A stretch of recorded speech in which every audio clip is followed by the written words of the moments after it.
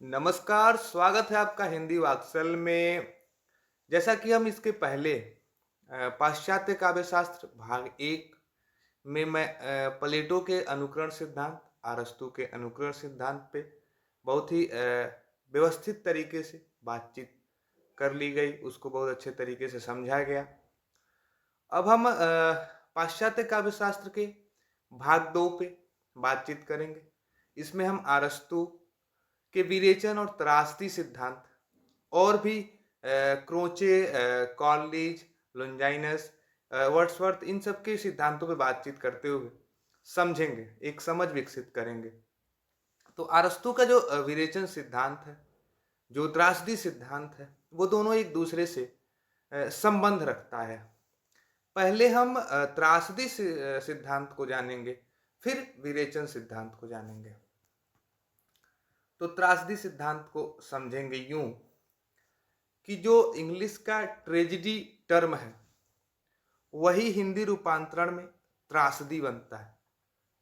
और त्रासदी के बारे में जो अरस्तू लिखते हैं कि त्रासदी किसी गंभीर, स्वतः पूर्ण तथा निश्चित आयाम से युक्त कार्य व्यापार है।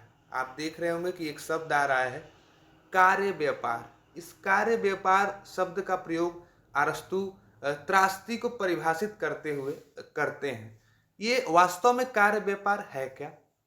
तो ये कार्य व्यापार एक प्रक्रिया है, और ये प्रक्रिया ऐसी है जिसका अनुकरण ही त्रासदी कहलाती है। ये जो कार्य व्यापार है, वो वर्ण यानी कि बातचीत करके हम नहीं समझते हैं। ये अभिनय के माध्यम से, नाटक के माध्यम से समझा जाता है, प्रस्तुत किया जाता है। और इस कार्य व्यापार की जो भाषा है, वो जो मतलब कि जो त्रासदी की भाषा होगी, वो लय, संगीतमय और गीत में अभिव्यक्त होगी। ये कार्य व्यापार है, और ये कार्य व्यापार का अनुकरण जो करता है एक पूर्ण और निश्चित आयाम से युक्त होकर, तो वो एक त्रासदी का रूप ग्रहण करता है। मतलब ये त्रासदी है क्या? अगर हम ऐसे व्यवहारिक रूप में समझे तो मैंने नीचे लिखा हुआ है कि जीवन के किसी एक पक्ष पे उसके गंभीर चित्रण को, गंभीर पक्ष को गंभीर चित्रण, संवाद तथा अभिनय के द्वारा प्रस्तुत करते हैं, और उसका जो अंत हो वो दुखांत हो, तो वो त्रासदी है। तो त्रासदी क्या है? क्या समझे हम कि त्रासदी जो है वो एक ऐसा अभिनय और चित्रण संवाद का एक ऐसा प्रक्रिया है जिसका जो अंत है वो दुखांत होता है, और उसको हम अभिनय के माध्यम से प्रस्तुत करते हैं। उसमें गीत होती है, लय होता है, संगीतात्मकता होती है। ये त्रासदी है। अब त्रासदी के बेहतर बनाने के लिए, त्रासदी को समझने के लिए, त्रासदी के कुछ तत्वों का निरूपण अरस्तू ने किया है। वो क्या क्या तत्व हैं उसको हम जानेंगे। तो वो तत्व कुछ यूं है कि इसको मैं छोटा कर देता हूं थोड़ा सा, और थोड़ा। तो ये तत्व ये है कि जो पहला तत्व है वो कथानक। कथानक जो है वो त्रासदी का मूल आधार है। घटना विन्यास और विषय वस्तु ही वो कथानक है जिस पे त्रासदी बेस्ड है, आधारित है। दूसरा जो तत्व है वो चरित्र है। उस घटना विन्यास में, उस विषय वस्तु में जिस पे त्रासदी आधारित है, उसमें एक चरित्र यानी कि नायक होगा, और वो नायक ऐसा होगा कि उस नायक का पतन होगा उस त्रासदी के अंत में, क्योंकि त्रासदी क्या होती है? हमेशा दुखांत होती है। और उस नायक का पतन होगा जिसे अरस्तू ने हेमर्शिया कहा है, हेमर्शिया कहा है। तीसरा जो तत्व बताया उन्होंने, विचार बताया है। तो जब कथानक में एक नायक होगा, नायक का पतन होगा, तो कुछ जरूर कुछ भाव निकल के आएंगे, कुछ ऐसे विचार निकल के आएंगे। तो इस तरह से त्रासदी में एक उच्च विचार का समावेश होना चाहिए। चौथा जो तत्व है वो पदविन्यास और भाषा और जो विचार निकल के आ रहे हैं, जो विचार उस त्रासदी में चरित्र यानी कि नायक के माध्यम से, उस कथानक के माध्यम से निकल के आ रहे हैं, वो एक परिमार्जित भाषा में होना चाहिए, मतलब एक सुदृढ़ भाषा में होना चाहिए। और उस त्रासदी में गीत होनी चाहिए। गीत का मतलब क्या है? अरस्तु ने गीत का मतलब क्या है, वो अरस्तु मानते हैं कि जीवन के जो घटना विन्यास है, जो त्रासदी के विषय वस्तु है, उसमें पीछे के जो कोरस होते हैं, अब कोरस को अगर हम यूं समझें तो आप कोई गीत कव्वाली सुने या फिर कोई भी निर्गुण या फिर भोजपुरी या फिर आल्हा जो सुनते हैं हम, तो देखते हैं कि एक गाता है और पीछे से 4-5 लोग उस चीज को दोहराते हैं, वो कोरस होता है। तो कोरस को बहुत ही महत्वपूर्ण स्थान पे रखते हैं अरस्तु, और उस गीत को त्रासदी में एक तत्व के रूप में निरूपित करते हैं। उसके बाद अरस्तु कहते हैं कि ये जब 5 तत्व कथानक, चरित्र, विचार और भाषा और गीत जब आती है, इन सब को एक में मिलाते हुए उसे दृश्य विधान यानी कि अभिनय के माध्यम से, दृश्यों के माध्यम से, नाटकीय मंचों पे प्रस्तुति के माध्यम से प्रस्तुत करना ही ये पूरे तत्वों को सम्मिलित करके एक त्रासदी का निर्माण होता है। अब इस तरह के त्रासदी में कुछ महत्वपूर्ण चीजें ये हैं कि ये जो त्रासदी है वो जो त्रासदी है वो हमेशा दुखांतक होती है, ये जरूर आप ध्यान रखें। त्रासदी के जो 6 तत्व हैं, इन 6 तत्वों को आप जरूर क्रम से जरूर याद रखें। कथानक, चरित्र, विचार। चरित्र को अरस्तु ने हिमर्शिया कहा है। विचार, पदविन्यास या भाषा। 5वां जो गीत है। 6वां दृश्य विधान है। अब ये जो त्रासदी है, इस त्रासदी का जो मुख्य उद्देश्य है वो है हमारे भावों का विरेचन करना। विरेचन का मतलब हमारे भावों की शुद्धिकरण करना। त्रासदी में होता क्या है कि आदमी जब किसी दुखांतक चीज को देखता है, आप तो कुछ टाइम के लिए वो अपने दुख और पीड़ा को भूल जाता है, भले ही वो अल्पकालिक हो, लेकिन भूल जाता है। मतलब कहने का ये है कि जब हम किसी दुखी यानी कि सैड स्टोरी यानी कि फिल्म देखते हैं जिसमें किसी प्रकार की कोई दुख से भरा हुआ एक सीन आता हो, तो हमें अपने दुख छोटे लगने लगते हैं, वो दुख भारी लगने लगते हैं जो सामने हमें टीवी पे दिखता है। तो ये करता क्या है त्रासदी कि हमारे भावों का विरेचन करता है, हमारे भावों का शुद्धिकरण करता है। अब इस त्रासदी से निकल के आया विरेचन सिद्धांत। अब हम समझेंगे कि वास्तव में विरेचन सिद्धांत है क्या। तो अरस्तु का जो विरेचन सिद्धांत है वो यूनानी भाषा के कैथारसिस, आपको याद हो तो मैं कल के वीडियो में कैथारसिस, मेमोरसिस, बहुत सारी 7-8 शब्दावलियों को याद करने के लिए भी बताया था। ये बहुत ही इंपॉर्टेंट शब्द हैं जो परीक्षाओं में लगातार पूछे जाते हैं। तो जो विरेचन का अर्थ है वो यूनानी भाषा के कैथारसिस शब्द के लिए संस्कृत एवं हिंदी में रेचन, विरेचन शब्द से प्रयोग किया जाता है। और विरेचन का जो शाब्दिक अर्थ है वो शुद्धिकरण है। क्या है? शुद्धिकरण। किसका शुद्धिकरण? हमारे विचारों का शुद्धिकरण। विचारों का शुद्धिकरण का मतलब वही जो मैंने आपको बताया कि जब त्रासदी यानी कि किसी भी चीज के, किसी दुखांतक नाटक को, किसी दुखांतक त्रासदी को हम देखते हैं तो हमारे विचारों का विरेचन होता है, हमारे विचारों का शुद्धिकरण होता है। विरेचन शब्द चिकित्सा शास्त्र का शब्द है जिसका अरस्तु ने काव्य शास्त्र में लाक्षणिक प्रयोग किया है। अगर परीक्षाओं में पूछ लिया जाए कि विरेचन सिद्धांत अरस्तु ने किस तरह के रूप में प्रयोग किया है, तो आप जरूर कहिए कि साहित्य शास्त्र में लाक्षणिक प्रयोग के लिए विरेचन शब्द का प्रयोग किया है अरस्तु ने। इसमें क्या होता है कि करुणा और भय दोनों का समावेश होता है। जो विरेचन है वो करुणा और भय दोनों के समावेश का होता है।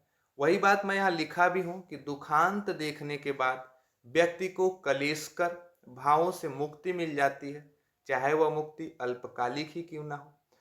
अब ये कहने का मतलब क्या है कि जब दुख हमारे बट जाते हैं या फिर हम देखते हैं कि केवल हम नहीं परेशान हैं किसी विश्वविद्यालय के बहुत सारी दिक्कतों से, तो और भी जटिल समस्याएं हैं, और भी बच्चों के साथ समस्याएं हैं, तो हमें अपना जो दुख है, जो छोटा सा दुख है, उससे थोड़े देर के लिए ही मुक्ति मिलती है, लेकिन मिलती है। तो ये विरेचन है, ये क्या है, विचारों का शुद्धिकरण है। यही अरस्तु कहते हैं कि जब हम किसी दुखांत ट्रेजिडी को देखते हैं, किसी दुखांत त्रासदी को देखते हैं, तो व्यक्ति के यानी कि जो हमारे अंदर क्लेश भाव हैं, उस क्लेश भावना से मुक्ति मिलती है। वो मुक्ति भले ही कुछ ही समय के लिए हो, कुछ क्षण के लिए ही हो, लेकिन मुक्ति जरूर मिलती है। ये अरस्तु के विरेचन सिद्धांत और अरस्तु के त्रासदी सिद्धांत दोनों जो कि संबंध रखते हैं। ये पूरा जो त्रासदी हम देखते हैं, त्रासदी में 6 तत्व तो हमने बताए: कथानक, चरित्र, विचार, भाषा, पद विन्यास और दृश्य विधान। और जब त्रासदी का जो मुख्य उद्देश्य है वो विचारों का विरेचन करना है।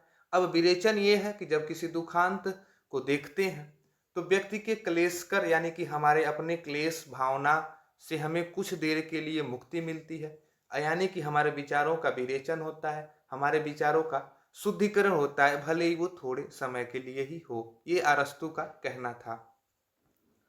अगला जो हम सिद्धांत देखेंगे, अगला हम जिसके बारे में पढ़ेंगे वो लोनजाइनस होंगे। लोनजाइनस का उदात्त सिद्धांत। लोनजाइनस का जो समय रहा है वो 1ली से 3री ईस्वी रही है, एडी यानी कि आफ्टर।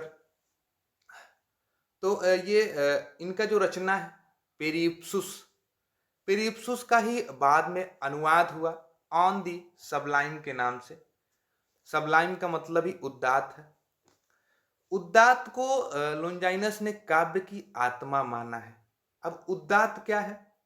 तो उदात्त ये है कि अभिव्यक्ति की विशिष्टता और उत्कृष्टता ही उदात्त है। मतलब कि किसी भी चीज को, किसी आदमी को के भाव इतने उच्च हो जाएं कि वो एक उस रूप से न होकर एक उदात्त भावना में पहुंच जाएं, एक उच्च स्तर पे पहुंच जाए, वो उदात्त है। आप ध्यान दीजिए और फिर अपने भारतीय साहित्य की बातें याद करिए कि जब मध्यकाल में राम को लिखा जा रहा था, चाहे वो तुलसीदास हो, तो हम देखते हैं कि उदात्त नायक, धीरो उदात्त नायक की बात होती है। तो यही उदात्तीकरण जो है वो लोनजाइनस लाते हैं और कहते हैं कि अभिव्यक्ति की जो विशिष्टता है, किसी चीज को अभिव्यक्त करने में, किसी चीज को प्रेजेंट करने की जो अपनी स्पेशलिटी है और जो अपना स्पेशलाइजेशन है, वही उदात्त है। आगे उदात्त के कुछ तत्व उन्होंने बताए हैं और उसको मैंने एक कुछ अपने ही उस भाषाओं में लिखा हुआ है। राइटिंग पे आप ध्यान मत दें, भले ही थोड़ी खराब हो पर उसको सह जाइए। तो तत्व कुछ ये दिए हैं कि उदात्त विचार यानी कि उच्च विचार। कहते हैं कि जब काव्य में विचारों की महानता उदात्त सृजन की पहली शर्त है, यानी कि जब हमारे विचार महान होंगे तो हमारी जो सृजनात्मकता होगी, यानी कि जो हम क्रिएटिव बनेंगे, वो जो जो भी क्रिएट करेंगे, जो भी बनाएंगे, वो भी एक उच्च लेवल का ही बनाएंगे। कहते हैं कि सादा जीवन उच्च विचार, भले ही सिंपल जिए लेकिन विचार हमारा उच्च होना चाहिए, उदात्त होना चाहिए, ऐसा लोनजाइनस भी मानते हैं। अगला तत्व वो मानते हैं उदात्त के लिए कि भावों की प्रबलता होनी चाहिए। भाव की प्रबलता जो है वो विचारों की उदात्तता से ही संभव है। ये इसलिए संभव है क्योंकि जब हमारे विचार उच्च होंगे तो जो हमारे मन में जो भाव उठेंगे वो प्रबलता के साथ ही उठेंगे, वो प्रबल ही होंगे। और तीसरी बात जो है कि काव्य में अलंकार नियोजन। इसमें क्या कहते हैं कि जब काव्य कोई हम करें तो लोनजाइनस का कहना है कि हम इस तरह से लिखें कि पढ़ने वाले को, सुनने वाले को यानी कि पाठक और श्रोता को बिल्कुल अलंकार और रचना में किसी प्रकार का कोई अंतर न दिखे, भाव और अलंकार में किसी प्रकार का कोई अंतर न दिखे। यानी कि अलंकार हमारे रचना का साधन होना चाहिए, साध्य नहीं होना चाहिए। उत्कृष्ट भाषा यानी कि जो काव्य में पद योजना है वो एक उच्च परिमार्जित भाषा की होनी चाहिए। गरिमा में रचना विधान यानी कि जो पद है उनका एक सम्यक क्रम विन्यास होना चाहिए, यानी कि एक बहुत ही सहज और सरल क्रम विन्यास में होना चाहिए, क्रमवार होना चाहिए, अनुक्रम में होना चाहिए जो भी पद आए। अब इस उदात्त को लेकर के एक छोटी सी चीजें अपने साहित्य में मैं लेके चलूंगा आपको। तो एक उदाहरण मिलता है केशव दास। केशव दास ने जब रामचंद्रिका लिखा तो वो रामचंद्रिका में सूर्य को लाल खोपड़ी से तुलना कर देते हैं। तो वही लोनजाइनस कहता है कि भावों की जो प्रबलता है वो बहुत अधिक न हो जानी चाहिए, ऐसा भी न हो। और अलंकार नियोजना में केशवदास मतलब रामचंद्रिका में कुछ भी लिखते जा रहे हैं। तो इस प्रकार की अलंकार योजना जो है उसमें अलंकार साध्य न होके हमारा साधन है जिसके माध्यम से हम रचना करते हैं, ये लोनजाइनस कहता है। लोनजाइनस ये कहता है कि जो भावावेग है यानी कि जो क्षणिक हमारे मन में किसी भी चीज का भावावेग आता है, वो भावावेग में जो विचार आते हैं वो अन्यत्र कभी फिर दोबारा लौट के नहीं आते हैं, इसलिए वो बहुत महत्वपूर्ण है। आगे इस तरह के उदात्तों का जो विरोधी तत्व है वो शब्द आडंबर, बलिष्ठता और भाव आडंबर। वही केशवदास वाला जो कहानी मैंने बताया कि शब्द आडंबर, उन्होंने अपने रामचंद्रिका में इतने शब्दों का आडंबर, इतने शब्दों की बम्बार्डिंग करी है कि वो जो रामचंद्रिका लिखने के बाद केशवदास कठिन काव्य के प्रेत बन गए और उन्होंने अपने बलपूर्वक रामचंद्रिका को रामचरितमानस के उसके स्तर पे लिखने का प्रयास किया। और ऐसा कि माना भी जाता है कि वो एक रात में बैठ के रामचंद्रिका लिख गए थे। यानी कि जहां पद बने बने, नहीं तो वो भी कबीर की तरह बलपूर्वक लगे बनाने। और भाव आडंबर, और उसमें भावों का इतना आडंबर घुसाया कि जो सूर्य है वो सूर्य की जो तुलना है वो लाल खोपड़ी से करने लगे, यानी कि जो हमारी ये खोपड़ी के अंदर लाल वो अंदर है उससे तुलना सूर्य का करने लगे। इस तरह के भाव आडंबर से बचने के लिए लोनजाइनस कहता है और कहता है कि वो रचना में उदात्त विचार यानी कि उत्तम विचार होना चाहिए और वो विचारों की महानता, क्योंकि जब हमारे उच्च विचार होंगे तो हमारी जो सृजन शक्ति है, जो किसी चीज को बनाने की शक्ति है, कोई काव्य रचने की शक्ति है, वो एक अपने आप में उदात्त होगी। और जब हमारे विचार उदात्त होंगे तो हमारे भावों की प्रबलता भी अच्छी होगी, उच्च होगी, बेहतरीन होगी। और काव्य में लोनजाइनस कहता है कि बिल्कुल भी काव्य इस तरह से होना चाहिए जिसमें भाव और अलंकार अलग अलग न देख के एक दूसरे से जुड़े हुए समन्वय के रूप में दिखे। और काव्य में उत्कृष्ट भाषा होना चाहिए, पद योजना एक परिमार्जित भाषा में होनी चाहिए। गरिमा में रचना विधान यानी कि जो पद है उनका एक अनुक्रम होना चाहिए, एक बेहद सम्यक क्रम विन्यास होना चाहिए। और तीन चीजों से बचने के लिए कहा है। उदात्त के तीन विरोधी तत्व बताए हैं, शब्दाडंबर, बालिशता और भाव आडंबर। आगे जो जिसके बारे में हम पढ़ेंगे तो वो था लोनजाइनस के उदात्त की बात। अब हम विलियम वर्ड्सवर्थ, जिनका जन्म 1770 में इंग्लैंड में हुआ था, इनके बारे में पढ़ेंगे। ये मूलतः कवि थे और ऐसे कवि जो प्रकृति प्रेमी थे। 20 साल की अपनी आयु में इन्होंने इटली, फ्रांस और आल्प्स की यात्रा की। तो आप इससे अंदाजा लगा सकते हैं कि ये कहीं न कहीं एक यात्री स्वभाव के, प्रकृति प्रेमी हृदय के कवि हैं। इनके एक मित्र जो हैं वो कॉलरिज हैं। वही कॉलरिज जिनके बारे में अभी हम पढ़ेंगे। तो ये थी इनकी बेसिक इनके बारे में कुछ जानकारियाँ कि ये 1770 में इनका जन्म हुआ, इंग्लैंड के रहने वाले थे। पर ये बहुत इंपॉर्टेंट है परीक्षा की दृष्टि से, आप जरूर ध्यान दें कि ये इंग्लैंड के थे, कवि थे, प्रकृति प्रेमी थे, इटली, फ्रांस, आल्प्स की यात्रा किए थे। इनके मित्र जो थे वो कॉलरिज थे। आगे है कि सहलेखन में इन्होंने लिरिकल बैलेट्स नामक रचना करी। अब ये लिरिकल बैलेट्स और सहलेखन क्या है? तो सहलेखन ये है कि जो मित्र इनके कॉलरिज हैं, वो कॉलरिज के साथ इन्होंने एक रचना लिखी जिसका नाम था लिरिकल बैलेट्स। और ये लिरिकल बैलेट्स 1798 में 4 संस्करण में अपने 4 संस्करणों में ये प्रकाशित हुआ। और इसका जो पहला संस्करण है वो 1798 में आया। और ये बड़ा महत्वपूर्ण शब्द है, हमेशा परीक्षाओं में पूछता है कि जो कॉलरिज और विलियम वर्ड्सवर्थ का जो साथ में लिखा गया लिरिकल बैलेट्स है, उसका जो पहला संस्करण है उसका नाम क्या था? तो आप जरूर याद करें कि एडवर्टीजमेंट उसका पहला नाम था। 1800 में जो दूसरा संस्करण आया उसका नाम प्रीफेस था। तो ये प्रीफेस फिर बाद में दोनों संस्करणों में भी प्रीफेस ही नाम रहा। तो ये 2 शब्द आप जरूर याद रखें कि 1798 में लिरिकल बैलेट्स के पहले संस्करण का नाम एडवर्टाइजमेंट था और दूसरे संस्करण का नाम 1800 में आया प्रीफेस के नाम से। दूसरी उनकी जो रचना है वो द प्रिल्यूड है। 1799 में इसको लिखा था विलियम वर्ड्सवर्थ ने। विलियम वर्ड्सवर्थ का जो सिद्धांत है वो काव्य भाषा से संबंधित है। काव्य भाषा से संबंधित है। अब ये काव्य भाषा से संबंधित क्या है?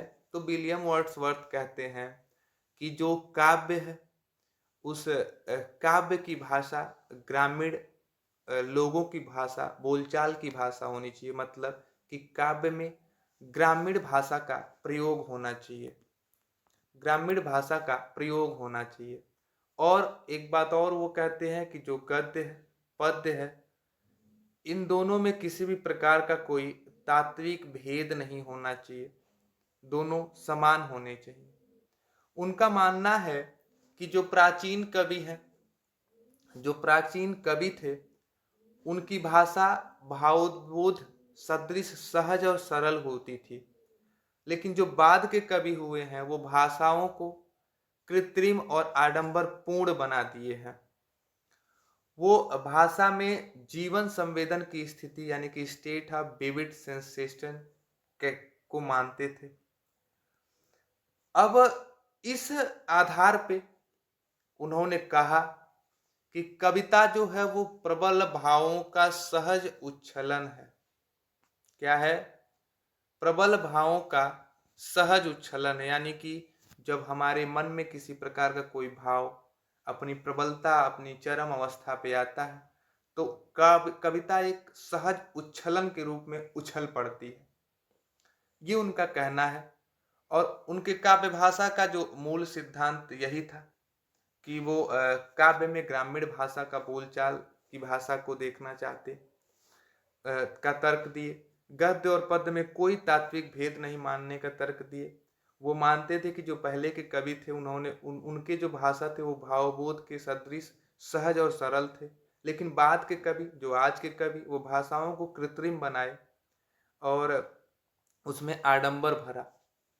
और इसी के आधार पे वो उसमें जीवन संवेदन की स्थिति को देखते हैं। यानी कि काव्य में वो जीवन की संवेदना को, कहने का मतलब ये है कि ये जो उनका थियरी है जीवन संवेदन की स्थिति, इसका मतलब ये है कि वो कहते हैं कि किसी भी चीज को यानी किसी घटना को, किसी वास्तविक घटना को जब हम देखते हैं और उस वास्तविक घटना को देखते हुए उसके हूबहू उसी भाषा में, जिस भाषा में वो घटना घट रही है, उसमें जब हम रचना करते हैं तो उसमें जीवन की संवेदनाओं की एक स्थिति देखने को मिलती है। यही उनका काव्य भाषा सिद्धांत रहा। इसीलिए वो मानते हैं कि जो काव्य की भाषा है वो ग्रामीण लोगों की बोलचाल की भाषा होनी चाहिए। और इसीलिए वो कहते हैं इसलिए कि ग्रामीण बोलचाल की भाषा होनी चाहिए, क्योंकि कविता प्रबल भावों का सहज उच्छलन है। ये उनका ही बताया हुआ मत है। पंत को हिंदी का वर्ड्सवर्थ कहते हैं। ये इंपॉर्टेंट पंक्ति है, पूछ भी सकता है परीक्षा में। तो ये था वर्ड्सवर्थ का काव्य भाषा नाम जो सिद्धांत है कि काव्य में ग्रामीण भाषा होना चाहिए, आम जनसाधारण की बोलचाल की भाषा होनी चाहिए, गद्य पद में कोई तात्विक भेद नहीं होनी चाहिए। प्राचीन कवियों की भाषा भावोद्बोध पहले सादृश्य और सरल हुई थी, लेकिन बाद के कवियों ने भाषा में कृत्रिम आडंबर भरा है और वो काव्य में जीवन संवेदन की स्थिति को देखना चाहते थे, जो कि आम बोलचाल भाषा में जिस बोलचाल में घटना घट रही है उसी बोलचाल में काव्य की रचना भी हो तो उसमें जीवन की संवेदना की स्थिति दिखाई देती है। अगला जो है कि उनके मित्र कॉलरिज हैं। अब दो चीजें ध्यान दीजिएगा कि पहले जब कॉलरिज और वर्ड्सवर्थ दोनों भाई भाई मित्र थे, ब्रो थे, तो दोनों भाइयों में, दोनों मित्रों में कैसे विवाद हुआ, कैसे दोनों अलग हो जाते हैं, ये सोचने वाली बात है। कई बार मैंने कई प्रोफेसरों से भी पूछा हुआ है कि जब दोनों मित्र होते हैं लेकिन दोनों के विचार अलग कैसे हो सकते हैं, कि दोनों एक साथ जब एक ही चीज पे बात कर रहे हैं, दोनों कवि। और तो दिक्कत ये थी कि वर्ड्सवर्थ जो है वो कवि थे और जो कॉलरिज है वो मूलतः आलोचक हैं। और जहां वर्ड्सवर्थ ने ग्रामीण भाषा का प्रयोग करके काव्य लिखने की बात करी, वहीं कॉलरिज उसके सीधे विपरीत में कहते हैं कि कविता सर्वोत्तम शब्दों का सर्वोत्तम क्रम विधान है। मतलब कि कविता पढ़े लिखे लोगों के द्वारा जो शब्द आते हैं उसके सर्वोत्तम क्रम का एक विधान है। मतलब कि जो कॉलरिज है वो अभिजात्य वर्ग की भाषाओं से बने हुए कविता को श्रेष्ठ कविता और कविता मानते हैं। ये दोनों में अंतर आ गया था। तो 1772 में कॉलरिज आए, ये भी इंग्लैंड के थे। दोनों दोस्त थे, वर्ड्सवर्थ और कॉलरिज, दोनों ने मिलकर लिरिकल बैलेट्स लिखा, लेकिन फिर दोनों दूर हुए। कॉलरिज मानते हैं कि कविता में अभिजात्य वर्ग यानी कि पढ़े लिखे लोगों का एक व्यवस्थित भाषा का एक व्यवस्थित क्रम होना चाहिए। लेकिन जो उनके दोस्त वर्ड्सवर्थ जिनके बारे में हमने ऊपर पढ़ भी लिया है, तो वो मानते हैं कि कविता जो है वो ग्रामीण लोगों के आम बोलचाल की भाषा में होनी चाहिए। तो इनकी जो रचना है कॉलरिज की वो कुछ यूं है कि Biography Literaria, the Friend, Aids to Reflection होना चाहिए, रिफ्रेशमेंट मिस्टाइप है ये, रिफ्लेक्शन, चर्च एंड स्टेट। ये चारों रचनाएं आप जरूर याद करेंगे। Biographia Literaria, the Friend, Aids to Reflection, Church and State. आगे ये इम्पोर्टेंट लाइन है कॉलरिज के उसमें कि व्यवहारिक आलोचना का सूत्रपात कॉलरिज ही किए थे।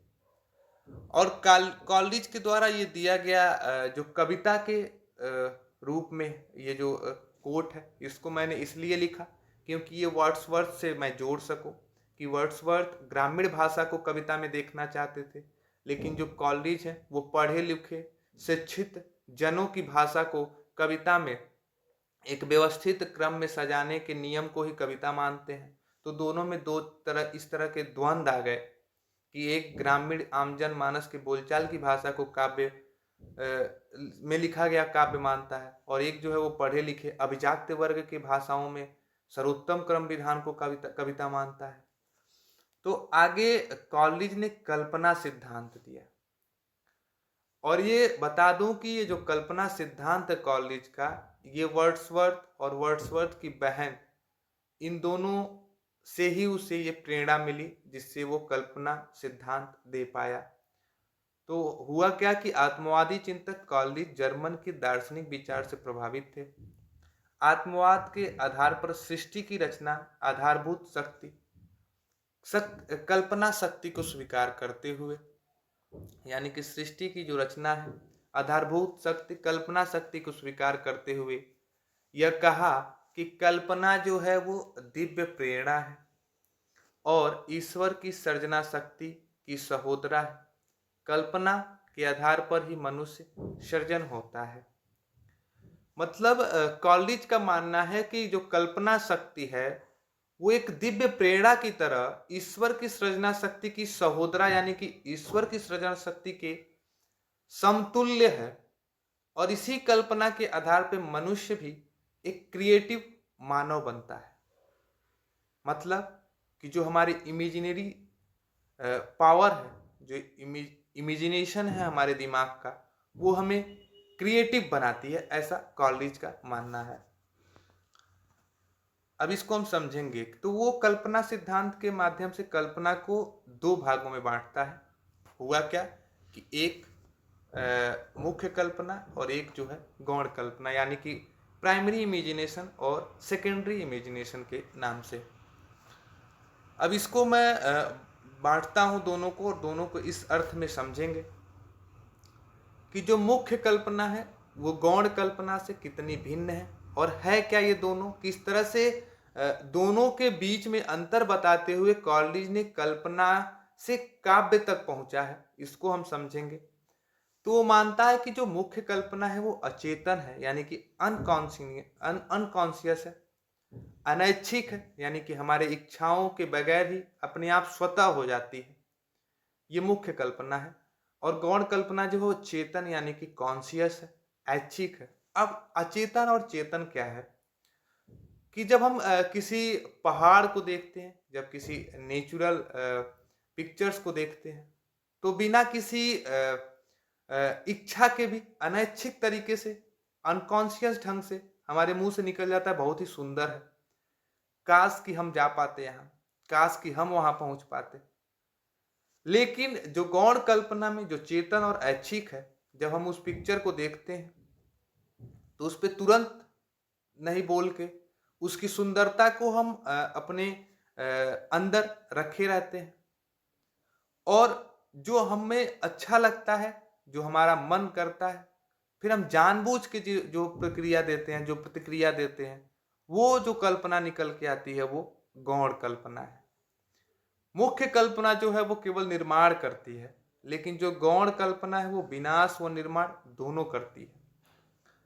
अब ये जो मुख्य कल्पना है वो भौतिक जगत से है, यानी कि जो मुख्य है वो भौतिक जगत से है। जैसे हम गए, विश्वविद्यालय में गए और हमने देखा कि एक पूरा प्रोजेक्टर लगा हुआ है, और उस प्रोजेक्टर को देखते हुए हम बोलते हैं वाओ कितना अच्छा क्लासरूम है। लेकिन उस प्रोजेक्टर के चलने और न चलने की प्रक्रिया को सोचते हुए उसके बाद हम अपनी बातों को रखते हैं, यानी कि हमारे आंतरिक मन से, हमारे अंदर के आध्यात्मिक जगत से जो प्रतिक्रिया आती है वो हमारी गौण कल्पना है। ये दो अंतर यहां से आए कि भौतिक जगत और आध्यात्मिक जगत। अब सबसे इंपॉर्टेंट ये है कि जो मुख्य कल्पना है वो जन सामान्य की कल्पना है, और जो गौण कल्पना है वही दार्शनिक और कवि की कल्पना है। मतलब कि जो अचेतन है, जो केवल निर्माण करने की बात करती है, जो केवल भौतिक जगत से संबंधता रखती है, वो हमारी मुख्य कल्पना है, जो प्राइमरी इमेजिनेशन है, जो तुरंत हमारे दिमाग में आता है और तुरंत हम मुंह से बोल देते हैं। वो जनसमान यानी कि सब कोई इस तरह की कल्पना को सोच लेता है। और जो चेतन होती है, ऐच्छिक होती है, जो विनाश और निर्माण दोनों को अपने अंदर समाहित रखती है, आध्यात्मिक जगत यानी कि हमारे इनर, अंदर के आंतरिक प्रज्ञा से रिलेटेड होती है। ये ही कवि की कल्पना है, ये दार्शनिक की कल्पना है, ये क्रिएटर की कल्पना है, एक ईश्वर जगत, ईश्वरीय सत्ता की कल्पना है, जो गौण कल्पना है। अब ये जो जनसमान की कल्पना है वो प्रतिभा पे आधारित होती है, और जो गौण कल्पना है वो प्रज्ञा पर आधारित होती है।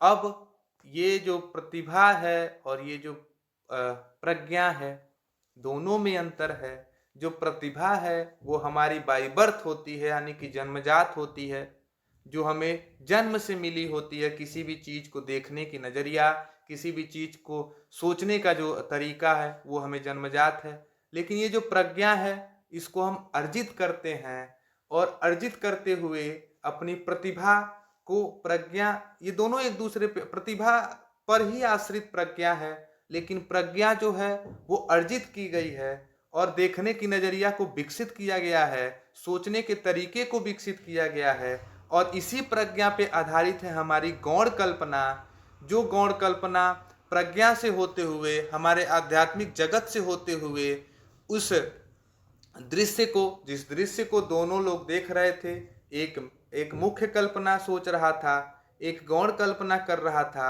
और जो ये मुख्य कल्पना वाला है वो जनसमान की कल्पना करते हुए तुरंत प्रतिक्रिया व्यक्त करता है, लेकिन जो गौण कल्पना वाला है वो अपने आध्यात्मिक जगत में उस सुंदरता को लेके जाता है, उस कल्पना को लेके जाता है और उसे एक रम्य रूप देता है, एक रम्य यानी कि एक सुंदर रूप का निर्माण करता है, एक सुंदर काव्य लिखता है, एक सुंदर रचना लिखता है। यानी कि कॉलेज का कहना है कि जो ये गौण कल्पना है यही कवि की कल्पना है, और यही कवि की कल्पना प्रज्ञा से होते हुए एक रम्य रूप का निर्माण करती है। ये कॉलेज की कल्पना सिद्धांत है। अब आपको एक बार और मैं समझाऊं तो इस तरह से देखें कि जो हमारी मुख्य कल्पना है वो प्रतिभा से रिलेटेड है, यानी कि हमारे ऐसी प्रतिभा जो हमें जन्मजात मिली हुई है, जो हमारी बचपन से चली आ रही है, जो हमारी क्रियाएं हैं, वो भौतिक जगत यानी कि जन सामान्य यानी कि आम जनमानस की कल्पना है। लेकिन जो गौण कल्पना है वो हमारे प्रज्ञा यानी कि हमारे बौद्धिक विकास के आधार पे की गई कल्पना है। तो आप ध्यान दीजिए कि सबके कल्पना करने का तरीका अलग अलग है। तो जो आम जनमानस एक जो कल्पना का लेवल है जो सब में पाया जाता है वो क्या है, मुख्य कल्पना है। लेकिन जो उस कल्पना के लेवल के ऊपर की कल्पना है, जो ऐच्छिक है, जो चेतन में हमारे है, जो हमारे आंतरिक आध्यात्मिक जगत से है, जो हमारे प्रज्ञा के द्वारा ली जाती है, वो किसी दार्शनिक, किसी कवि, किसी क्रिएटर की कल्पना है, और ये कल्पना गौण कल्पना है। और ये गौण कल्पना ही प्रज्ञा से जाते हुए किसी भी रचना को, किसी भी काव्य को एक रम्य रूप देता है। क्या देता है, रम्य रूप। और ये रम्य रूप ही रम्य कल्पना के नाम से कॉलेज ने गौण कल्पना के लिए रम्य कल्पना शब्द यूज किया है। तो ये है कॉलेज का कल्पना सिद्धांत, यानी कि जो हमारी जो रचनाएं हैं वो हमारी गौण कल्पना के आधार पे एक रम्य रूप को प्राप्त करती हैं। अगला जो है कि कल्पना और फैंटेसी के में भी अंतर बताते हुए, क्योंकि उन दिनों जब कॉलेज थे तो कल्पना और फैंटेसी में कभी कभी कल्पना और फैंटेसी को एक ही बता दिया जाता था, कभी कभी फैंटेसी और कल्पना को अलग बताया जाता था। तो कॉलेज ने इस तरह की दिक्कत को भी दूर किया और कल्पना और फैंटेसी में भी एक अंतर स्पष्ट किया कि जो कल्पना होती है वो हमारी आत्मा से संबंधित होती है, और जो फैंटेसी होती है वो मस्तिष्क से संबंधित होती है। अब आपको बहुत ज़्यादा क्लियर हो जाएगा कि वास्तव में मुख्य कल्पना और गौण कल्पना होती क्या है। तो जो कल्पना है वो सजीव होती है, आत्मिक होती है, और जो फैंटेसी होती है वो निर्जीव और यांत्रिक होती है। जो कल्पना सृजना है वही काव्य की मूलाधार है। काव्य सृजन की मूल आधार जो है वो कल्पना है, और वस्तुओं को एकत्रीकरण में जो सहायता देती है वो फैंटेसी है। मतलब कि जो हमारी गौण कल्पना है, जो हमारे प्रज्ञा से होके, हमारे चेतन मन से होके जाती है, जो हमारे आध्यात्मिक जगत में होके जाती है, जो कवि की कल्पना है, वही बाद में फैंटेसी का रूप धारण करती है, जो फैंटेसी मुक्तिबोध ने अपनी कविताओं में धारण किया है। मतलब दुनिया के अंदर दुनिया, विचार के अंदर विचार, घर के अंदर घर, लगातार क्रम चलते हुए एक सीढ़ीनुमा तरीके का एक सीरीज बनता है, ये फैंटेसी है। आप देखते होंगे कि अंधेरे में एक समस्या दूर नहीं होती है, लेकिन तब तक उसी समस्या से एक दूसरी समस्या फूट पड़ती है। ये फैंटेसी है, ये हमारे कल्पना का फैंटेसी रूप है। मतलब कि जो एक मुख्य कल्पना है वो आम जनमानस का कल्पना है, और जो गौण कल्पना है वो कवि और दार्शनिक का कल्पना है। और वो जो कवि और दार्शनिक की जो गौण कल्पना है वो प्रज्ञा के द्वारा, हमारे चेतन मन के द्वारा किसी भी काव्य को एक रम्य रूप देता है, यानी कि सुंदर रूप में लिखता है, सुंदर रूप में रचता है। और वो काव्य लिखते लिखते वो जो कल्पना है, जो रम्य कल्पना है, जो गौण कल्पना है, वो रम्य कल्पना में परिवर्तित होती है, मतलब कि फैंटेसी बन जाती है। और वो फैंटेसी कैसी होती है, हमारे मस्तिष्क से संबंधित होती है, हमारी बौद्धिक चेतना से संबंधित होती है। कहने का मतलब यही है कॉलेज का, कि जो हमारी जो रचना है, जो हमारी सृजन शक्ति है, जो हमारे काव्य सृजन की जो मूलाधार है, वो और कुछ नहीं, कल्पना ही है। जो कल्पना हमें एक काव्य को रचने में एक रम्य कल्पना तक पहुंचाती है। और उसमें सबसे उत्तरदायी हमारी प्रज्ञा होती है, हमारी बुद्धि होती है, हमारे मस्तिष्क होते हैं, जो उस कल्पना को एक फैंटेसी का रूप धारण करने में मददगार होते हैं। आगे हम देखेंगे कि बेनेडेत्तो क्रोचे, जिनका जन्म 1866 में और मृत्यु 1952 में हुई थी, इनकी रचना है एस्थेटिक, जो हिंदी में सौंदर्य शास्त्र कहा जाता है। एस्थेटिक का मतलब सौंदर्य शास्त्र होता है। और क्रोचे जो है वो इटली के हैं, तो इसको जरूर आप ध्यान दें कि इटली के हैं, क्योंकि आ जाता है मिलान करने के लिए कि कौन से चिंतक कौन कहाँ के हैं, इस तरह से पूछ लेता है। तो इटली के हैं। अब हम समझेंगे कि इनका जो अभिव्यंजनावाद है वो है क्या। हीगल के द्वारा प्रस्तुत आत्मा की प्रवृत्तियां जो हैं वो ज्ञानात्मक, व्यवहारिक और आध्यात्मिक है। हीगल एक मार्क्सवादी चिंतक था, और इस हीगल से ही के दिए गए ही प्रवृत्तियों पे, दिए गए ही विचार से भी प्रभावित होकर क्रोचे ने अपना एक अभिव्यंजनावाद का सिद्धांत प्रतिपादित किया। अब थोड़ी सी जानकारी अगर मैं लेके चलूं मार्क्सवाद की तरफ, तो मार्क्सवाद करता क्या है, कहता है कि चेतना जो कि पदार्थ का गुण है, और मार्क्सवाद पदार्थ को परम सत्य मानता है। लेकिन उस पदार्थ को जिसका गुण चेतना है, मार्क्सवाद परम सत्य मानता है, यानी कि हीगल परम सत्य मानता है पदार्थ को। लेकिन जो क्रोचे हैं वो परम सत्य मानते हैं चेतना को। अब इसको व्यवहारिक रूप में समझें। जो मार्क्सवाद है वो मनुष्य के शरीर को परम सत्य मानता है, यानी कि जब शरीर मर गई, शरीर नष्ट हो गई, मतलब सब कुछ नष्ट हो गया। लेकिन जो आदर्शवाद है वो शरीर के मरने के बाद भी आत्मा को, यानी कि चेतना को परम सत्य मानता है, और ऐसा मानता है कि जो वो चेतना है, जो आत्मा है, वो पुनर्जन्म लेके दूसरे शरीर में, शरीर को धारण कर पृथ्वी पर आएगी। तो उसी चेतना को परम सत्य क्रोचे भी मानता है, और उसी चेतना को परम सत्य मानते हुए वो अपना वो आत्मा की, उस चेतना की प्रवृत्तियों पे एक सिद्धांत देता है। वो सिद्धांत उसका ज्ञानात्मक और व्यवहारिक दो तरह का होता है। और उस ज्ञानात्मक यानी कि जो सैद्धांतिक है, उसमें भी वो दो तरह का देता है कि अंतः प्रज्ञात्मक क्रिया, सहज अनुभूति, और तार्किक क्रिया, और ये व्यवहारिक है। तो इसमें जो सहज अनुभूति का सिद्धांत है यही अभिव्यंजना से संबंधित है। अब हम समझेंगे कि अभिव्यंजना है क्या। अभिव्यंजना वो कहता है कि जो सहज अनुभूति है, सहज अनुभूति जो है वो, कला जो है वो ही सहज अनुभूति है। आप इसको ध्यान देंगे कि यहाँ पे सहज अनुभूति होना चाहिए, सहानुभूति लिख दिया है। तो कला जो है वो सहज अनुभूति है, और सहज अनुभूति जो है वो अभिव्यंजना है। अभिव्यंजना में आनंद की अनुभूति होती है। और जो सौंदर्य है वो सफल अभिव्यंजना है। अभिव्यंजना का मतलब क्या है? किसी चीज़ को प्रेजेंट करना, किसी चीज़ को किसी के सामने अभिव्यक्त करना।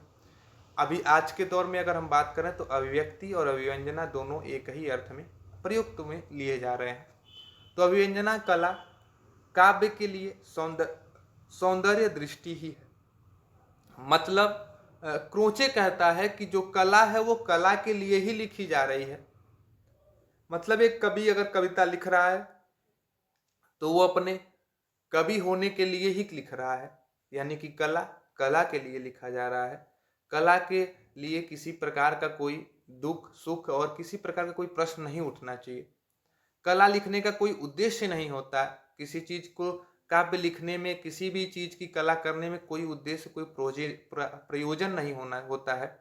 कला कला के लिए स्फूर्त हो जाती है। ये हमारे आंतरिक विकास की बात है। यानी कि जो अभिव्यंजना, किसी चीज को व्यक्त करने का जो तरीका है वो हमारे आंतरिक मन का, अंतः प्रज्ञा का विषय है। ये किसी भी प्रयोजन से नहीं होता, किसी भी उद्देश्य को लेके नहीं होता, ये स्वतः हो जाता है। और इसी को अंतर्गत, इसी के द्वारा वो कहता है कि जो कला है वो कला के लिए लिखा जा रहा है। रामचंद्र शुक्ल ने कला कला के लिए, कला जीवन के लिए, दोनों को समन्वय करते हुए कहा कि ये ईश्वर का जो जगत है, ये जगत ईश्वर का अनुकरण है और इस जगत का अनुकरण कला है। यानी कि जो कला है वो कला के लिए और कला जो है वो जीवन के लिए, दोनों के लिए लिखी जा रही है। अब इनके जो अभिव्यंजनावाद है, उनकी जो विशेषताएं हैं, इससे आप और अच्छे तरीके से समझ पाएंगे कि वास्तव में अभिव्यंजनावाद है क्या। अभिव्यंजना जो है वो आत्म प्रक्रिया है, यानी कि हमारी निजी चेतना की बात है। चेतना वही जो चेतना जो मैं पहले बताया मार्क्सवाद को के संदर्भ में, कि चेतना को परम सत्य मानते हैं क्रोचे। आदमी मर गया, उसकी शरीर नष्ट हो गई, फिर भी चेतना सत्य है, वो दूसरे शरीर को धारण करके आएगी, अपनी अभिव्यक्ति करेगी। अभिव्यक्ति करेगी मतलब अभिव्यंजना जो है वो चेतना यानी कि आत्म की प्रक्रिया है। अभिव्यंजना कला एवं अंतः प्रज्ञा आपस में संबंधित है। वो कहता है कि जो ये प्रेजेंटेशन है, जो हम अभिव्यक्त कर रहे हैं, जो अभिव्यंजना है, वो कला और अंतः प्रज्ञा यानी कि हमारे जो आंतरिक बौद्धिक चेतना है, उन दोनों का समावेश है। और ये जो कला है वो आंतरिक और अखंड है, उसको खंड में नहीं बांटा जा सकता। वो हमारे अंदर बसी हुई है, अखंड रूप में बसी हुई है और वो कला के रूप में विद्यमान है। ये अभिव्यंजनावाद की विशेषताएं हैं। अंतः प्रज्ञा के चरण क्या है कि संस्कार या इम्प्रेशन, यानी कि किसी भी चीज के प्रति खुद के इम्प्रेशन को दिखाना, यानी कि अभिव्यंजना, अभिव्यक्त करना, और उस अभिव्यक्ति के माध्यम से सौंदर्य मूलक आनंद की, यानी कि इंजॉय को प्राप्त करना, अनुभव करना, और फिर उस आनंद की अभिव्यक्ति करना। ये हमारे अंदर की, हमारे बौद्धिक चेतना का चरण है। यानी कि किसी चीज को अपने अंदर संस्कारित करना, फिर उसको अभिव्यंजित करना, यानी कि अभिव्यंजित का मतलब उसको अपने रूप में एक ढालना हमारे आंतरिक प्रक्रिया के माध्यम से, और सौंदर्य मूलक आनंद की अनुभूति करते हुए उस आनंद को अभिव्यक्त करना, प्रेजेंट करना, ये हमारा अभिव्यंजनावाद है। आगे लिखते हैं, क्रोचे इसीलिए कहते हैं कि जो सहज अनुभूति है, सहज अनुभूति, जो सहज अनुभूति अभिव्यंजना की आंतरिक प्रक्रिया है। यानी कि जो हमारी सहज अनुभूति है, जो हमारे अंदर की सहज अनुभव है, वही अभिव्यंजना की हमारी आंतरिक प्रक्रिया है। ये एक लाइन अपने अभिव्यंजनावाद के मत पे इन्होंने प्रतिपादित किया। और ये जो क्रोचे का अभिव्यंजनावाद है वो भारतीय वक्रोक्तिवाद का विलायती रूप है, ऐसा रामचंद्र शुक्ल मानते हैं। तो उम्मीद करता हूँ कि ये पूरी जो सीरीज रही है 4-5 पाश्चात्य दार्शनिक चिंतकों के बारे में, उसके सिद्धांतों को हमने समझा। सबसे पहले अरस्तु के विवेचन और त्रासदी के बारे में जाना, फिर उसके बाद लोंजाइनस के उदात्त के बारे में जाना, उदात्त को जानते हुए उसके 5 तत्वों के बारे में जाना, जिसमें उदात्त विचार, भावों की प्रबलता, अलंकार नियोजन, उत्कृष्ट भाषा, गरिमामय रचना होती है। और उसके कुछ विरोधी तत्व शब्दाडंबर, बलिष्ठता और भाव आडंबर को जाना। विलियम वर्ड्सवर्थ के काव्य भाषा सिद्धांत को जाना।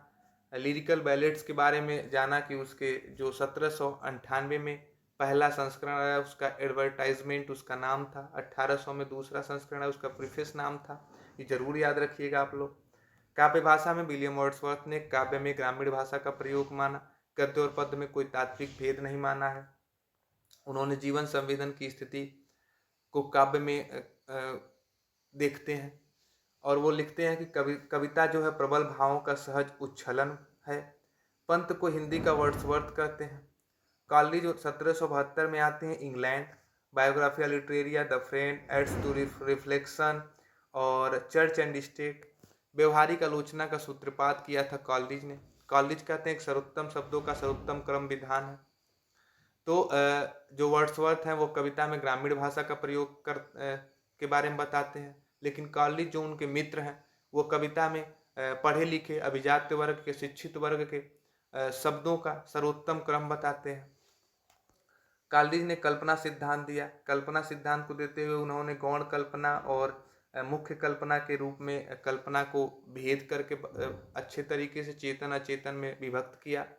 तो मुख्य कल्पना है वो जनसामान्य की कल्पना है, जो गौण कल्पना है वो दार्शनिक और कवि की कल्पना है, जो प्रज्ञा के रूप में, रम्य रूप में काव्य को लेके आती है, यानी कि रम्य कल्पना का निर्माण करती है, एक सुंदर काव्य रूप लिखती है और वो लिखते लिखते वो फैंसी का रूप धारण कर लेती है। और इस तरह से कल्पना और फैंटसी में देखें तो आत्मा से कल्पना है, मस्तिष्क से फैंटसी है, सजीव और आत्मिक है कल्पना, निर्जीव और यांत्रिक फैंटसी है। काव्य सर्जना का मूलाधार कल्पना ही है, वस्तुओं के एकत्रीकरण में फैंटसी का योगदान है। क्रोचे कहते हैं कि जो चेतना हमारी है वही परम सत्य है और वो चेतना जो है वो अंतः प्रज्ञात्मक क्रिया यानी कि सहज अनुभूति से है और वो सहज अनुभूति जो है वही कला है, यानी कि जो कला है वो सहज अनुभूति है और सहज अनुभूति ही व्यंजना है। अव्यंजना में क्या होता है, आनंद की अनुभूति होती है, सौंदर्य सफल अभिव्यंजना है।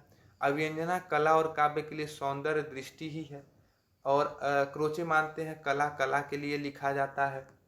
अव्यंजना का आत्म प्रक्रिया, कला अंत प्रक्रिया आपस में संबंधित होते हैं। कला आंतरिक और अखंड होती है और हमारे सामने कला के रूप में विद्यमान होती है। तो ये कुछ रहे। बाद में ये महत्वपूर्ण क्रोचे का व्यंजनावाद भारतीय वक्रोक्तिवाद का विलायती रूप है, ये रामचंद्र शुक्ल ने कहा है। तो यहाँ आपको पाश्चात्य काव्य शास्त्र के लगभग टी.एस. इलियट और आई.ए. रिचर्ड्स, दो विद्वानों को छोड़ के इन दो वीडियो में सारे विद्वानों के काव्य सिद्धांतों का हमने बहुत अच्छे तरीके से अध्ययन किया, समझा। तो उम्मीद करता हूँ कि ये वीडियो ज़रूर आपको अच्छी लगी होगी। अच्छी लगी तो लाइक करें, शेयर करें, चैनल पे नए हैं तो सब्सक्राइब करें। हम नए नए विषयों के साथ नए नए वीडियो के माध्यम से जुड़ते रहेंगे। तब तक के लिए नमस्कार।